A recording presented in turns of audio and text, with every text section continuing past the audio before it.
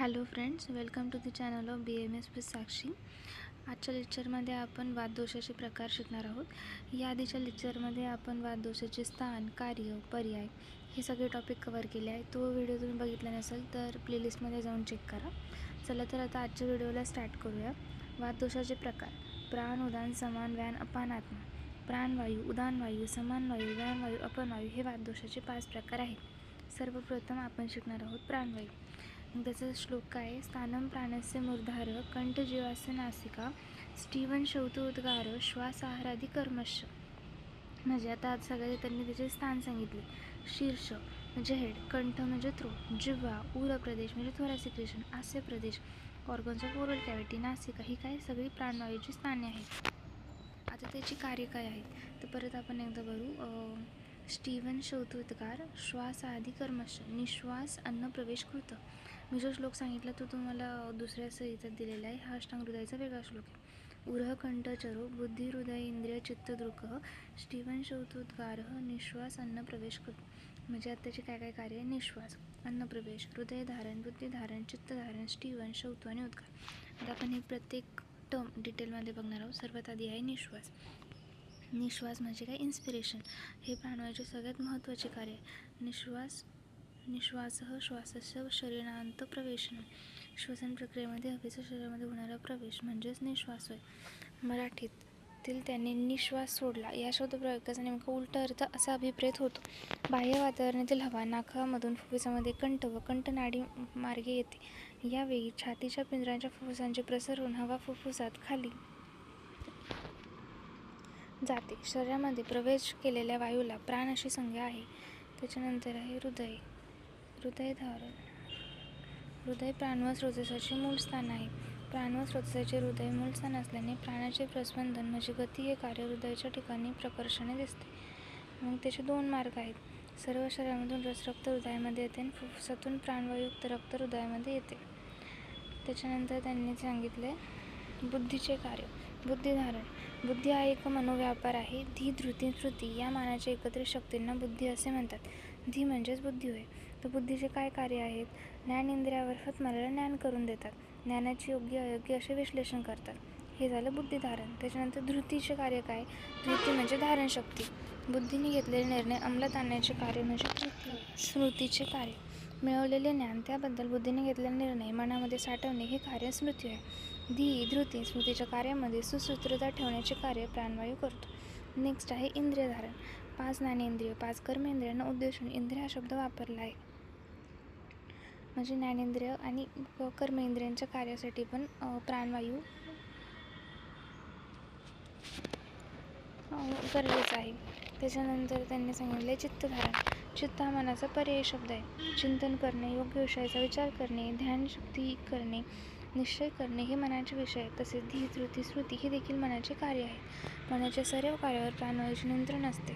प्राणवायू सामवस्थ असेल तरच मन ज्ञानेंद्रियामार्फत योग्य विषयांकडे आकर्षित होतं. त्याच्यानंतर आहे अन्नप्रवेश.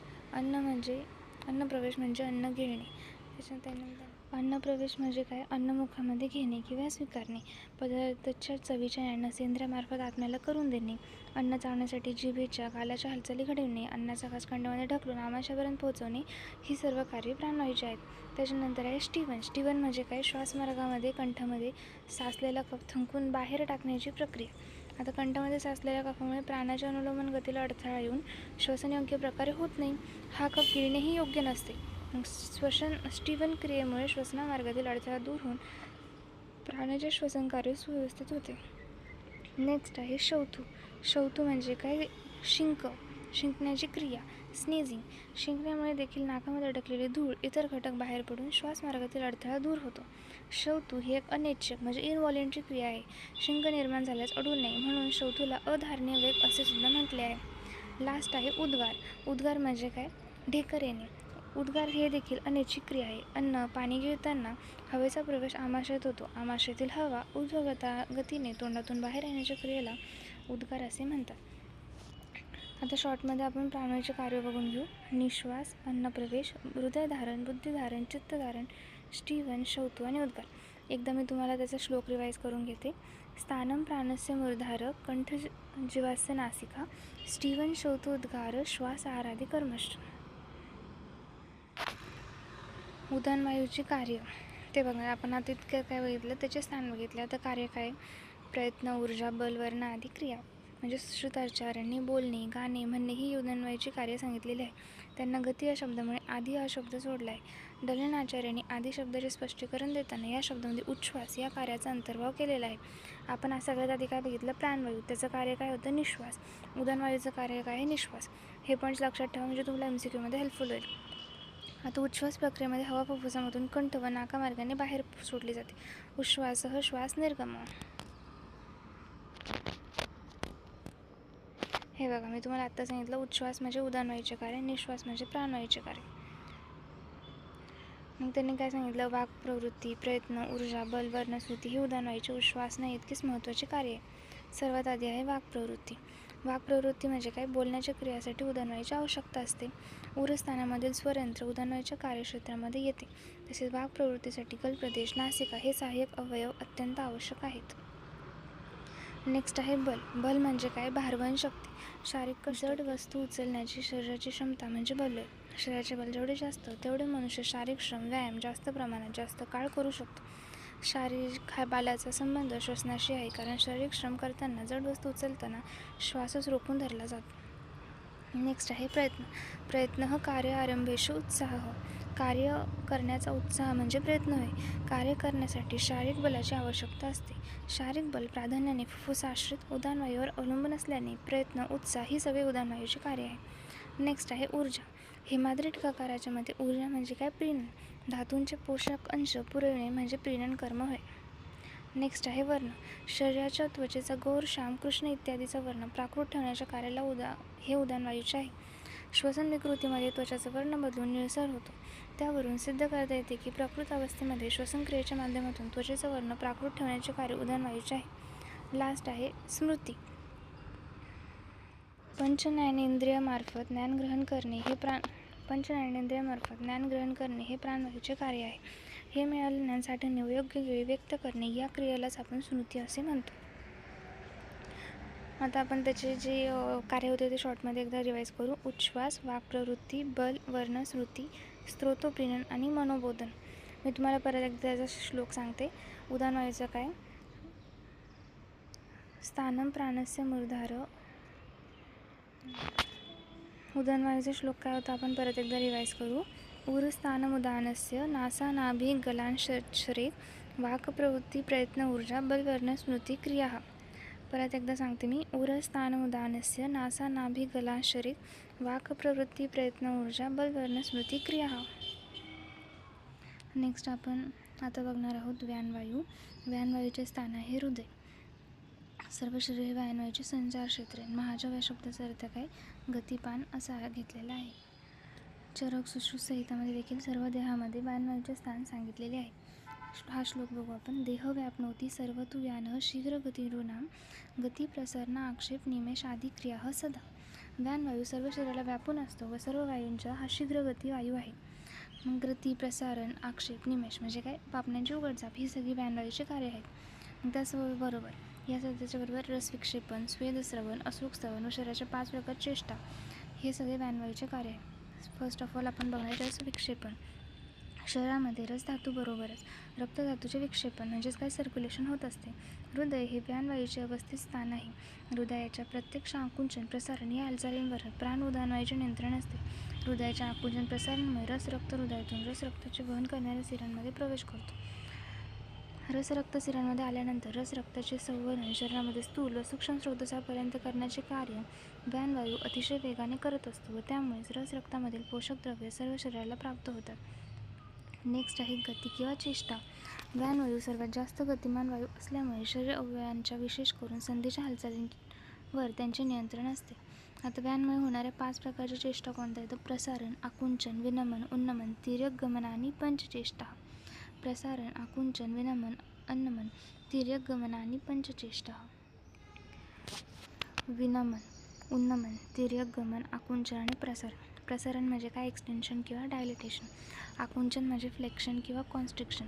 विनमन म्हणजे डाऊनवर्ड मुवमेंट. उन्नमन म्हणजे अपवर्ड मुवमेंट. तिर्यक गमन म्हणजे lateral movement, side to side movement. सर्व शरीर हे व्यानवायूचे संचार क्षेत्र असल्यामुळे सर्व शरीराच्या अवयवांच्या तसेच संधीच्यावर उल्लेख केलेल्या हालचाली वायूमुळेच होतात. नेक्स्ट आहे स्वेदस्रवन. स्वेदाचे स्रवन त्वचेच्या रंध्रामधून शरीराबाहेर करण्याचे कार्य व्यानवायू करतो. त्वचेवरील रंध्रांचे म्हणजे स्पोर्स ऑन स्किन प्रसारण करून स्वेदस्रवन करण्याचे कार्य हे व्यानवायूचे आहे. नेक्स्ट आहे असृक स्रवन. जखम झाल्यानंतर त्वचेमधील रक्तवाहिन्यांचे प्रसरण म्हणजे डायलिटेशन करून रक्तस्राव होतो. याच्यासाठी पण व्यानवायूच कारणीभूत आहे. नेक्स्ट आहे उन्मेष निमेष. उन्मेष निमेष या शब्दाचा अर्थ डोळ्यांच्या पापण्यांची उघडझाप असा आहे. उन्मेष निमेष ही क्रिया तुलनेने कमी महत्त्वाची वाटली, परंतु त्यांच्या गतीमुळे डोळ्यांचे संरक्षण होत असते. डोळ्यांमध्ये धूळ, बारीक कीटकांचा प्रवेश होऊ नये म्हणून अतिशय वेगाने पापण्या मिटल्या जातात. व्यानवायू शीघ्रगती असल्याने डोळ्यांच्या पापण्या मिटणे हे शीघ्रगती काम असल्यामुळे होते. नेक्स्ट आहे झृंबन. झृंबन म्हणजे काय? जांभई देणे. अष्टांग संग्रहामध्ये झृंबा हे व्यानवायूचे कार्य सांगितलेले आहे. त्याच्यानंतर काय सांगितलं आहे की अन्नस्वेदन, अन्नस्वाद, अन्नाची चव समजणे तसेच सारकिट्ट विभाजनासाठी समान वायूला मदत करणे ही कार्य देखील व्यानवायूचे आहे. स्रोतोविशोधन, पंचकर्मापूर्वी स्नेहन स्वेदन या पूर्वकर्मामध्ये स्वेदनामार्फत दोषांचे निर्हरण करणे व बाह्य स्नेहमघृत आणि तेलपान देऊन दोष कोष्ठामध्ये आणणे हे कार्य व्यानवायूमुळेच घडून येतात. व्यानवायूची कार्य एकदा शॉर्टमध्ये बघून घेऊ. रसरक्त विक्षेपण, आकुंचन, प्रसारण, उन्नमन, विनमन, तिर्यक गमन इत्यादी 5 प्रकारच्या गती स्वेदस्रवन, असृक्स्रवन, झृंबा, अन्नस्वादन आणि स्रोतोविशोधन झालं. आता नेक्स्ट आपण बघणार आहोत समानवायू. समानो अग्निही समीपस्थ कोष्ठे चरती सर्वत्र. समानवायूचे स्थान हे अग्निसमीप म्हणजे जठराग्नीजवळ सांगितलेले आहे. सर्व कोष्ठ प्रदेशामध्ये समानवायू संचार असतो. जठराग्नीचे स्थान गृहिणीमध्ये असल्याने गृहिणी हे समानवायूचे प्रमुख स्थान आहे. समानवायूचे प्रमुख स्थान काय आहे? गृहिणी. आणि लघ्वांत्रे हे संचालन स्थान आहे. समानवायूचे स्थान अग्निसमीप असल्यामुळे त्याला अग्निसखा म्हणतात. स्वेदवह स्रोतस, अंबुवह स्रोतस व दोषवह स्रोतस यांच्यावर समानानेच नियंत्रण असते. आता समानवायूचे कार्य काय? तर समानवायूचे स्थान अग्निसमीप असल्याने त्याचे कार्य प्रत्यक्ष पचन क्रियेशी सहाय्यक ठरणारे आहे. समानो अग्नि समीपस्थ कोष्ठे चरती सर्वतः अन्न गृहती पचती वेचयती मुच्यंती. अन्न गृहती, अन्नाचे पचनाच्या अवस्थानुसार आमाशय गृहिणी किंवा पक्वाशयामध्ये धारण करणे असा अन्न गृहंती या शब्दाचा अर्थ आहे. अन्न पचती म्हणजे आमाशय गृहिणीच्या योग्य हालचाली घडून आणल्याने अन्नाचा संपर्क योग्य प्रकारे पाचक पित्त जठराग्नीशी येऊन अन्नपचन होते, हे म्हणजे अन्न पचती. अन्न विवेचयती, अन्नपचन झाल्यावर आहार रसाचे शोषण करण्याचे अर्थ समान वायूच्या अग्नीच्या साहाय्याने करतात. नेक्स्ट आहे अन्न मुच्यंती. आहार रसाचे म्हणजे सार भागाचे शोषण झाल्यावर किट्ट भाग पक्वाशयामध्ये ढकलण्याच्या कार्याला अन्न मुच्यंती असा शब्द आलेला आहे.